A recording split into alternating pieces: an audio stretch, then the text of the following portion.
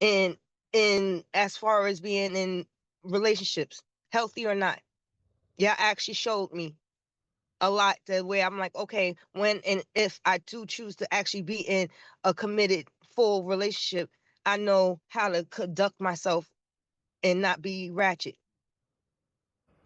That's and understanding where you came from. Took me a while to That's get there though.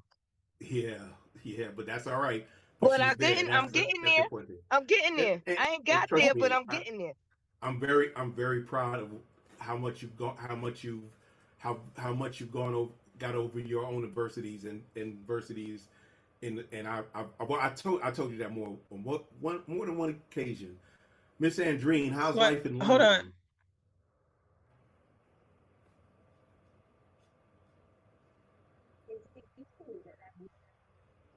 I know it's 3 o'clock in the morning. Well, It two is o'clock in the well. morning It there. is nice here in London. So have you had to hold somebody Yeah, down? I know. 2 o'clock in the morning.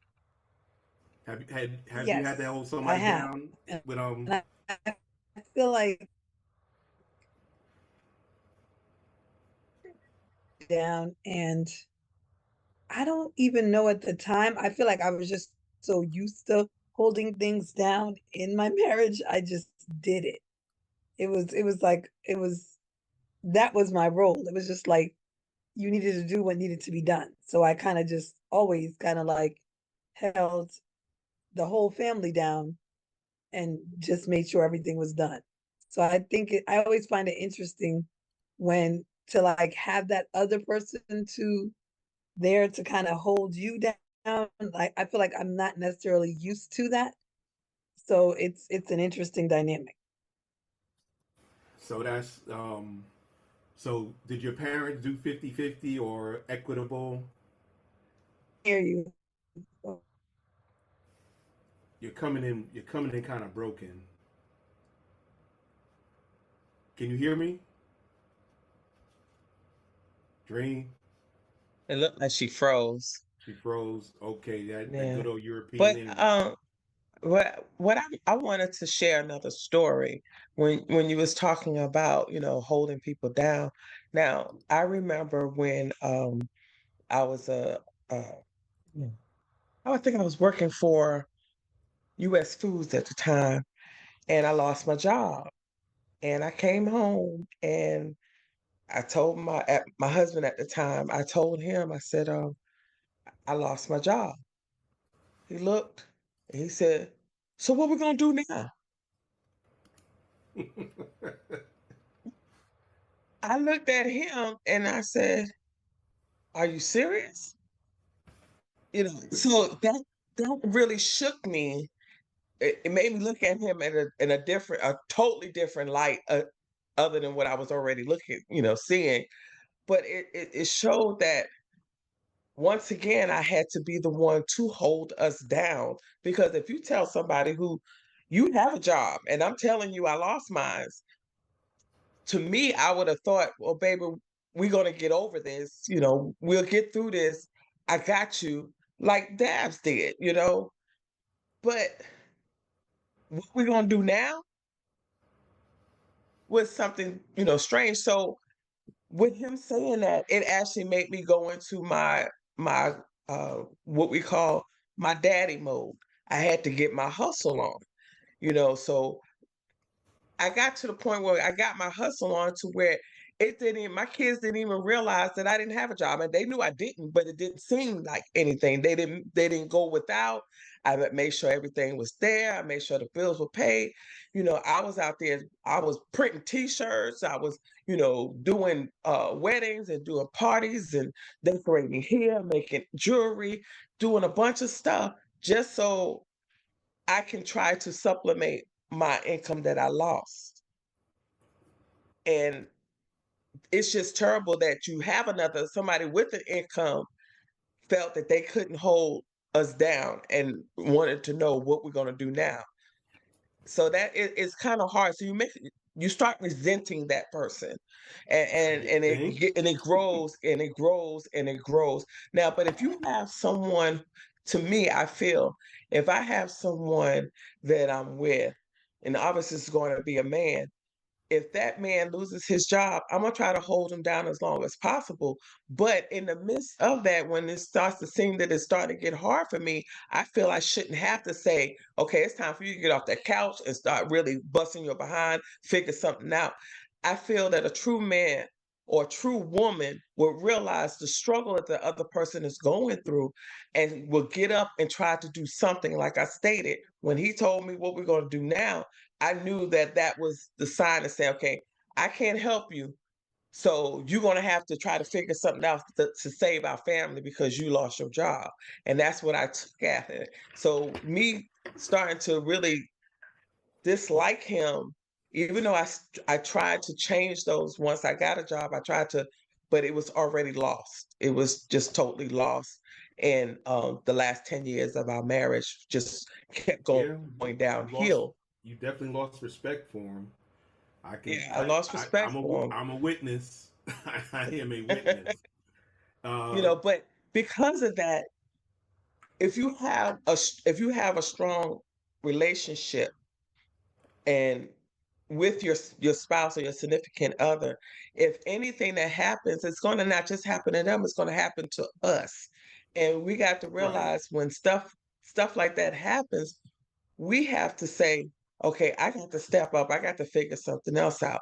When Dabs lost Yes. his job, I said, okay, baby, I got us, until he can find something. So he was able to take his time and look for something. But because he's a true man, he felt that he still couldn't sit around and not do something or bring some type of income in here to help. So he went out there to Uber. He went out there to Lyft. Oh, he picked up a couple of more DJ gigs, or we were out there vending more. Even into the smallest things that we didn't make nothing, we still was out there trying to make some money in some type of way. That's a true man. That's a true relationship. But when you Yep. got a relationship that's half tailed, then you know you ain't gonna have nobody that got your back. You don't just period. You know you're not gonna have anybody to have your back. That's a big thing is that when you don't feel that somebody's got your back, it just takes all the wind out of you. If they're not on their purpose and you're on your purpose, you can do things and get better. And that's why I say, you got to grow together and not grow apart. Miss Kim, have you ever had to hold somebody down? Just myself for a very long time. So how would you how so when you were previously married, Mhm. did you ever have to hold your then husband down with anything, or did he handle most of the stuff? No, I handled most of the stuff to the point that I had to go get a second job just to hold on to my house. I was married, but he was absent most of the time for the marriage. So I'm used to doing things on my own during that time. And then when I did lose my job, it was devastating to me. And it was in the midst of COVID that I did lose my job. And it actually was during the time that I met you, DFG, and you showed me a lot of support during that time. And that was something that I wasn't used to, having that type of support during that time, because I had started battling with depression because I was always used to working all the time. And being unemployed, that was just devastating to me. But knowing that I had the support that I had from my children as well as you, made a huge difference to the point that I wound up finding a job in a And whole that's nother town. I mean, but when you if you're going to be a halfway decent person, and I'm not saying that I'm a great person, I'm a halfway decent person.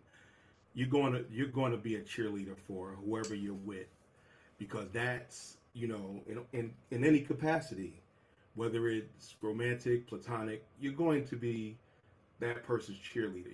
You're going to give them the real, but you're not gonna try to beat them down, Because Yeah. I've seen people, I've seen it where he or she was in a situation and their partner would just be like, "You useless, you this, you that," putting death into them.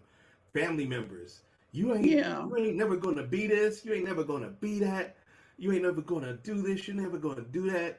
I've seen it, and personally I didn't live it. I'm not gonna say I didn't live it, but I didn't live it, but I've seen it too many times. So whenever I, whoever's a part of my life, I'm always gonna try to speak life into Yeah. it. Well, I just felt like I didn't want to be around nobody during that time.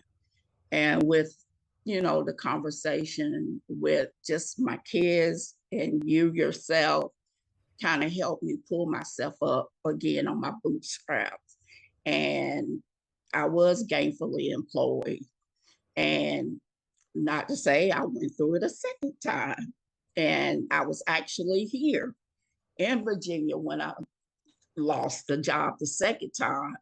And I wasn't out of work as long as I was, but I still had your support. And it wasn't as bad because I found another job quickly, but just having the support system that I did have helped me. So what I did to show my gratefulness of having that support, I showed in various ways of how I thank people for being there for me, whether it's, just doing little things and giving back in various ways. And that's, I mean, it's always good to, the Lord says it's better to give than to receive. Thanks for watching. This is the man with the golden voice, the lady's choice, and of course, smooth as a Rolls Royce, saying, never make love by the garden gate, though love is blind, the neighbor's ain't.